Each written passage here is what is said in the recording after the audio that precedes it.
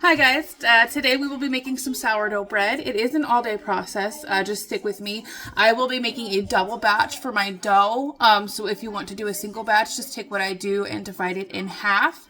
We're going to get started with some active starter. I need, for one batch, it would be 100 grams. For doing two, so it's going to be 200. Please excuse the background noise. My son has friends over and they're playing Roblox or Minecraft or something. So we're going to pour in. Hold on. There we go. So right now I'm at 100. I need 200. Okay. Try not to make a mess, but you know, I am who I am. Then we need 675 grams of water. Bear with me. I do have just a regular digital scale. It can convert to kilograms, ounces, milliliters, milk, pounds. Right now I have it on the gram setting. I zero it out every time so I can get accurate measurements. 670. Excuse me, please.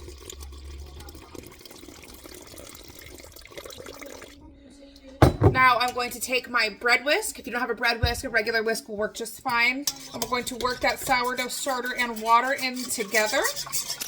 Should kind of look like milky water at this point. Then we're going to add 20 grams of salt, 10 grams for one loaf.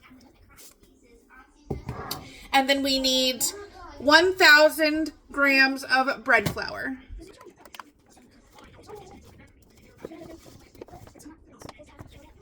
Obviously, that would be 500 grams if you're doing one loaf. Then we're going to take and put this on my stand mixer with my dough hook attachment. We're going to make sure that it is locked in place. Turn it on and let it mix until it is all one big ball and sticking to the hook. Once it starts sticking like this, it is good and mixed. You don't want to over mix it because then you will overactivate the gluten.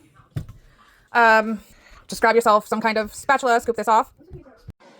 Now we are going to take our bread dough and put it into two separate bowls.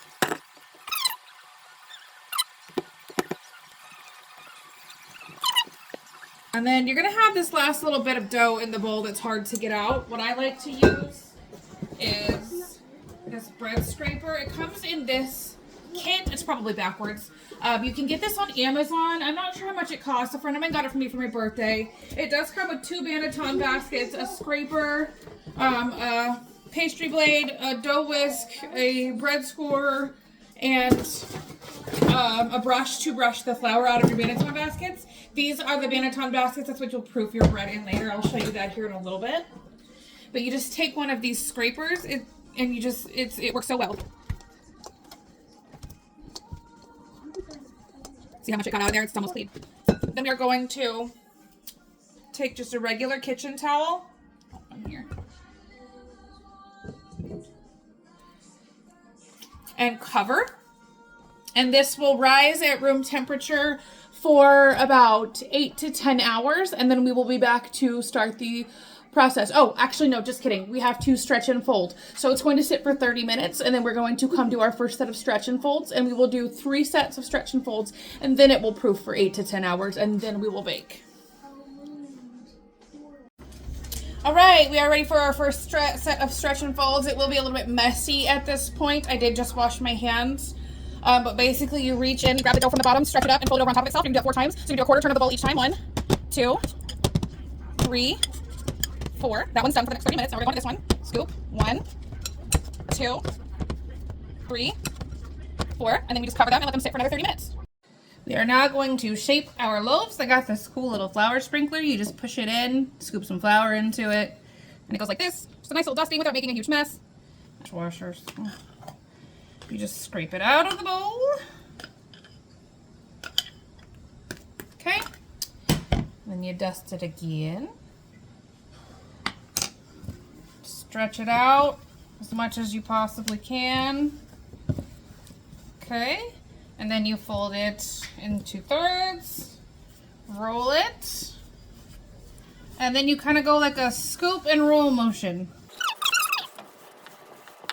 Once you get it how you shaped it, how you want it to be, you flip it upside down, you put the bottom, you put the top of the loaf in the bottom of the proofing basket, and that is how it looks. And then we're going to let that proof for another 2 hours at room temperature, covered up with a towel.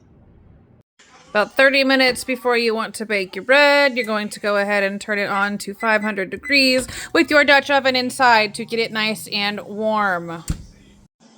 While your Dutch oven is heating, you want to get yourself 2 squares of parchment paper.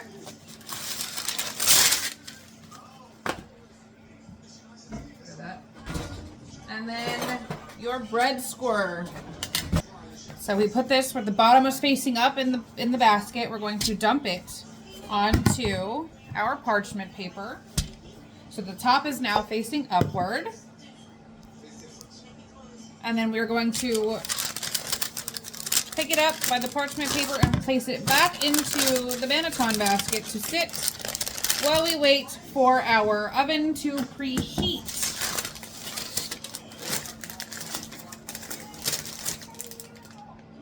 Then you're going to place your still rising dough in the fridge for the 30 minutes that the oven is heating. That is to firm up your dough so that it will be easier to score. Okay, after your pan has preheated for 30 minutes, turn your oven down to 425, take the pan out. Take your bread out of the fridge. You're going to open your knife and score the bread. Oh my God, cold bread is so much easier to score. You can score it however you want. Oh, I have dogs, so you know there's obligatory dog hair on everything. Score it however you want. I'm going to, since I'm actually able to score for once, I'm going to do a wheat stock.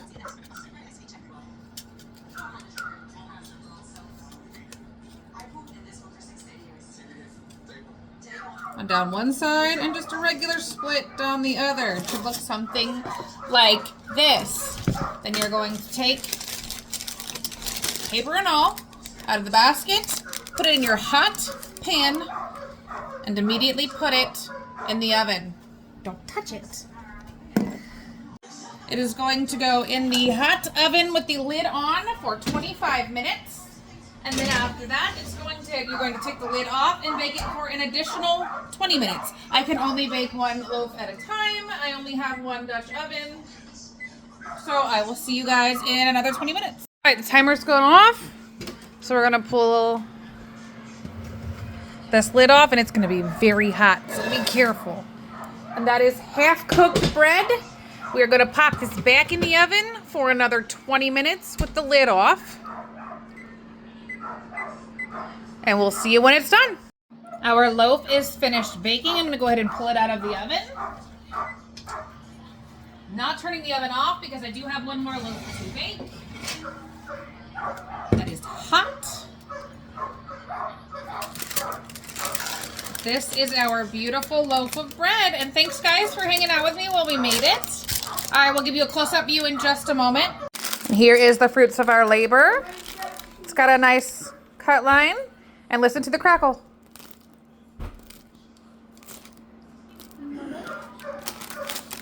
And that is how you do sourdough.